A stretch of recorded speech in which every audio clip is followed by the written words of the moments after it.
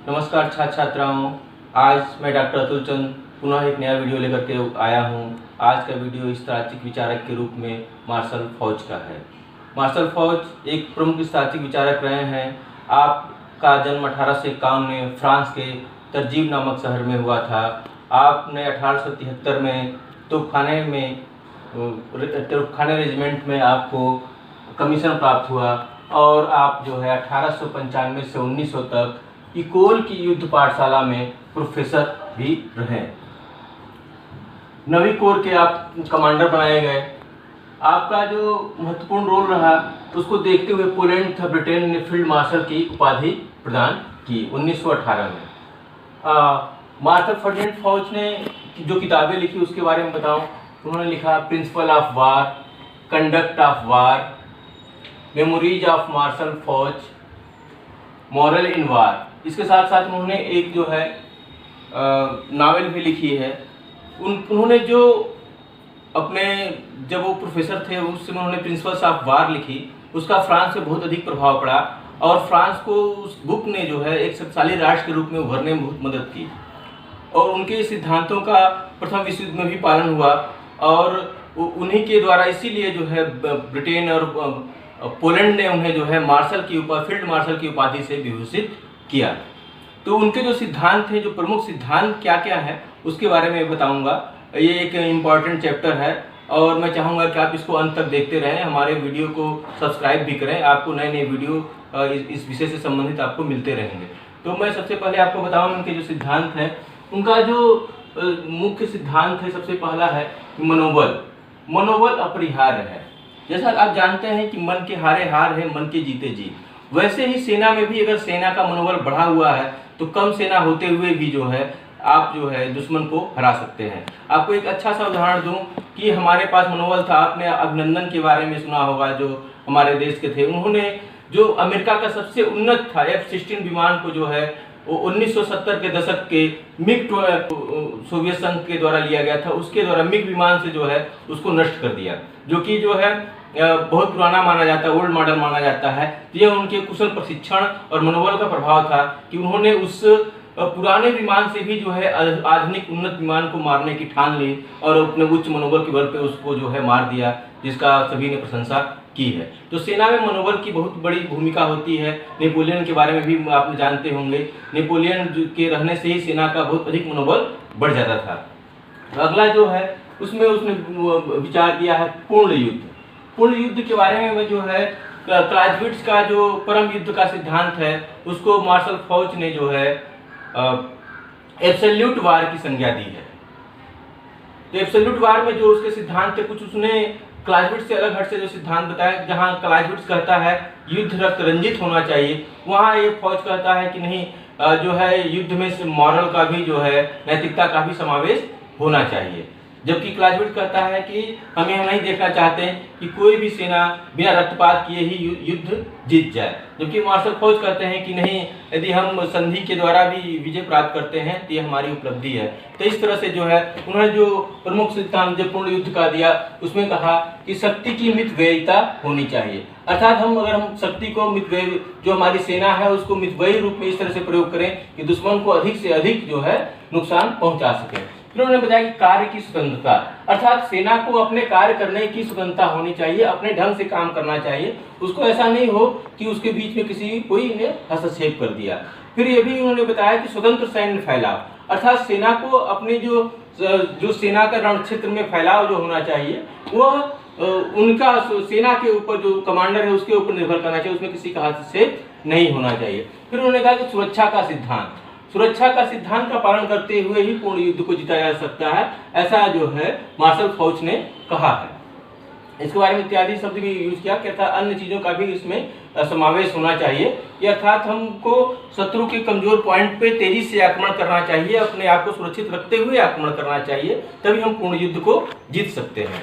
अगला उन्होंने जो बताया वो है केवल युद्ध के लिए युद्ध या रक्तपात नहीं करना चाहिए। मार्शल फोर्स ने कहा कि हमें केवल युद्ध के लिए ही रक्तपात नहीं करना चाहिए। अगर हमें युद्ध में विजय किसी अन्य तरीकों से मिल जाती है, संधि के द्वारा मिल जाती है, तो और अच्छी बात है। जबकि क्लाउज़विट्ज़ कहता है कि हमें युद्ध में अधिक से अधिक रक्त रंजित होना चाहिए, जिससे कि युद्ध लड़ने का सेना का जो हौसला है वो टूट जाए, मनोबल टूट जाए। जबकि फोर्स कहता है कि हमें जो है युद्ध में केवल रक्त रंजित इसलिए नहीं करना चाहिए कि हमें विजय प्राप्त करनी है। हम विजय अन्य तरीकों से भी प्राप्त कर सकते हैं, यदि संधि के द्वारा प्राप्त कर सकते हैं, बातचीत के द्वारा मिल जाती है विजय, तो भी महत्वपूर्ण विजय है। इस संदर्भ में अगला उन्होंने जो कहा वह है कि कुशल नेतृत्व। कुशल नेतृत्व के बारे में उन्होंने कहा कि battle are last are won by generals, not by rank and file. Without commander no battle, no victory possible. अर्थात युद्ध में विजय के लिए कुशल नेतृत्व की आवश्यकता होती है।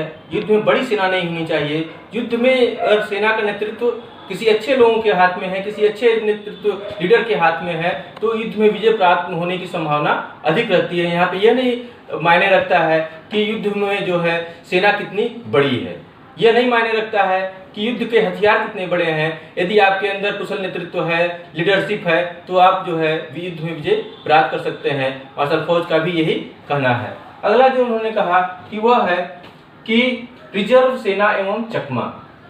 जैसा कि आप जानते हैं कि युद्ध में विजय प्राप्त करने के लिए जो युद्ध का महत्वपूर्ण सिद्धांत है, उसमें चकमा और रिजर्व सेना का महत्वपूर्ण रोल होता है।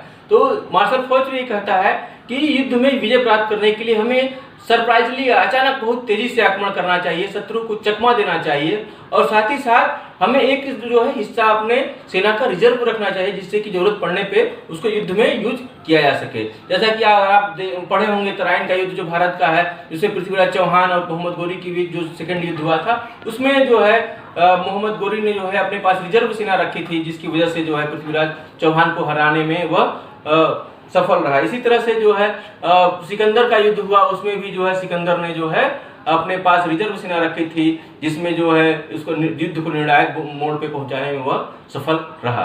तो इस तरह से जो है अगला जो उसने जो दिया है वह है strategy and parrot march. Strategy and parrot march के रूप में जो उसने स्ट्रैटेजी के रूप में बताया है कि तोता मार्च या पैरेट मार्च। जैसे आपने देखा होगा कि जो पिजड़े में तोता होता है, तो जो तोता जो होता है अपने दोनों पंजों से पकड़ लेता है, फिर चोंच से वार करता है। तो अर्थात जो उसने वो ये कहा है कि तो उसी तरह से जो है हमें अपनी शिकंजा कसते हुए एक जगह स्थान पे ढीला करते हुए फिर शत्रु के कमजोर बिंदु पर तेजी से आक्रमण करना चाहिए, यह उसने स्ट्रैटेजी के रूप में बताया है। अगला जो मैं बताऊं आपको वह है कि नैतिक तत्व। नैतिक तत्व के रूप में उसने बताया कि युद्ध में नैतिकता का समावेश होना चाहिए। विजय जो है इच्छा शक्ति पर निर्भर करती है, और विक्ट्री के लिए उसकी विक्ट्री इक्वल टू विल, अर्थात विजय जो है इच्छा शक्ति, विजय इक्वल टू इच्छा शक्ति उसने बताया है। अर्थात इच्छा शक्ति जो है विजय से के जो दोनों आपस में एक तरह से समानुपाती हैं, और जो है अगर आप विजय की इच्छा रखते हैं तो निश्चित रूप से आप विजय प्राप्त कर सकते हैं। उसने कहा कि युद्ध नैतिक बल का क्षेत्र होता है तथा विजय विजेता पक्ष की नैतिक श्रेष्ठता पर निर्भर करता है। लड़ाइयों में दो पक्षों की इच्छा शक्ति का संघर्ष होता है। तो इस तरह से उसने नैतिक तत्वों का भी समावेश जो है अपने सिद्धांत में किया। फिर उसने कहा कि तोपखाना का उसने कहा कि तोपखाना का जो प्रयोग होना चाहिए वो निर्णायक आक्रमण के लिए यूज करना चाहिए, कि यदि आप जो है तोपखाने का यूज कर रहे हैं तो शत्रु के कमजोर बिंदु पर तेजी से आक्रमण करने के लिए तोपखाने का प्रयोग करना चाहिए। फिर उसने जो बताया वह है योजना परिवर्तनशील। योजना जो होनी चाहिए वो फ्लेक्सिबल होना चाहिए, कि इस तरह से योजना बनानी चाहिए कि समय काल परिस्थिति के अनुसार रण क्षेत्र में उस योजना में परिवर्तन किया जा सके, जिससे कि हम विजय प्राप्त करने की संभावना अधिक बढ़ जाती है। इसलिए उसने परिवर्तनशील होने के लिए भी कहा है, कि फ्लेक्सिबल होने के लिए कहा है कि योजना ऐसी फ्लेक्सिबल होनी चाहिए। अगला उसने जो बताया वह है निर्णायक आक्रमण। निर्णायक आक्रमण के लिए उसने कहा कि शत्रु के कमजोर बिंदु पर बहुत तेजी से आक्रमण करना चाहिए, जिससे कि शत्रु बौखला जाए, उसको संभलने का मौका ही न मिले। तो निर्णायक आक्रमण के बारे में उसने कहा कि छोटी छोटी लड़ाइयों में भी इस तरह का प्रयोग करना चाहिए, जिससे कि हमारी मनोबल और जो हमारे लड़ने की शक्ति है वो बनी रहे। तो इस तरह से उसने जो उसके सिद्धांत थे उसके बारे में बताया।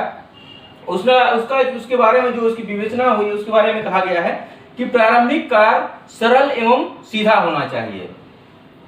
एक त्रिमुख आक्रमण, अर्थात एक जो है तेजी से जो तीव्र आक्रमण होना चाहिए, वही जो है शत्रु पे विजय प्राप्त करने में सहायक होता है। और इसी सिद्धांत को लेकर के प्रथम विश्व युद्ध को लड़ा गया और जिसमें सफलता प्राप्त की गई। इसके बारे में मेजर जनरल डी.के. पलित ने कहा है कि यह वही सिद्धांत था जिसके आधार पर 1914 के युद्ध में युद्ध योजना बनाई गई, जो कि 17वीं युद्ध योजना के नाम से कुख्यात हुई। और यह योजना क्या थी? यह थी कि पूर्व की ओर से जो जर्मनी की आक्रमण को रोकने की योजना थी, इसको जो है इसी मार्शल फौज के सिद्धांत के आधार पर ही बनाया गया। तो इस तरह से जो है हमने आज आपको बताया कि मार्शल फौज के प्रमुख सिद्धांत क्या क्या है। ये आपको जो है तैयारी में सहायक होगा, आपको नोट्स बनाने में सहायक होगा, आपको जो कंपटीशन की तैयारी करने में उसमें भी सहायक सिद्ध होगा।